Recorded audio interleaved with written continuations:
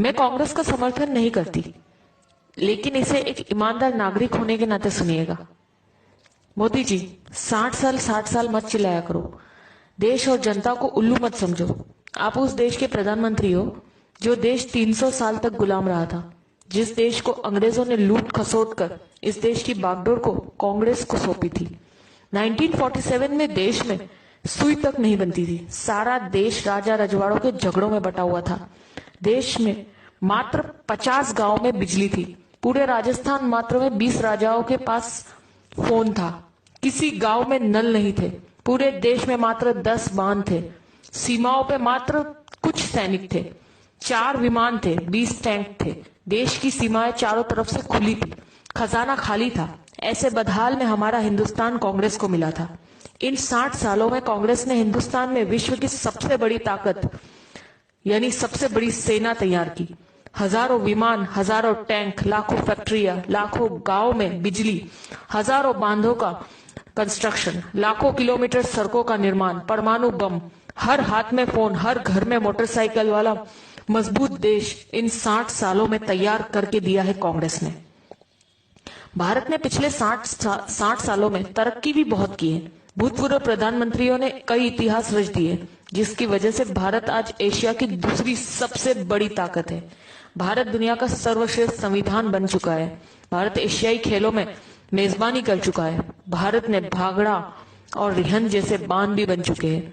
देश Bhama nuclear research centre का उद्घाटन कर चुका है।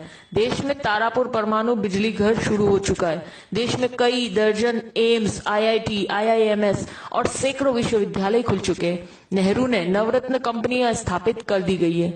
कई सालों पहले भारतीय सेना ने पाकिस्तानी सैनिकों को लाहौर के अंदर तक घुसकर मारा था और लाहौर पर कब्जा कर लिया था।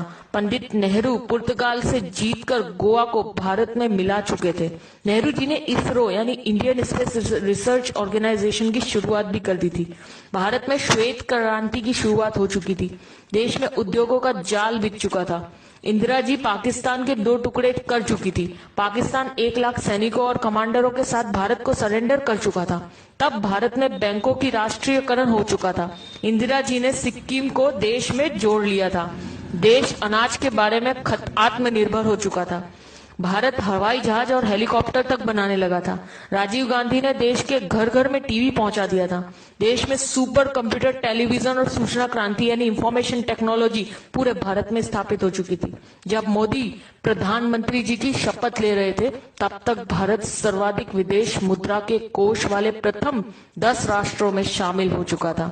इनके अलावा Chandrayaan, Mangal mission, GSLV, metro, monorail, अंतर्राष्ट्रीय हवाई अड्डे, न्यूक्लियर पनडुब्बी, ढेरों मिसाइल, पृथ्वी, अग्नि, नाग, दर्जनों परमाणु संयंत्र, चेतक हेलीकॉप्टर, मिग, तेजस ड्रोन, अर्जुन टैंक, धनुष तोप, मिसाइल युक्त विमान, आईएनएस विक्रांत, विमान वाहक, ये सब उपलब्धियां देश ने मोदी के प्रधानमंत्री बनने से पहले हासिल कर ली थी।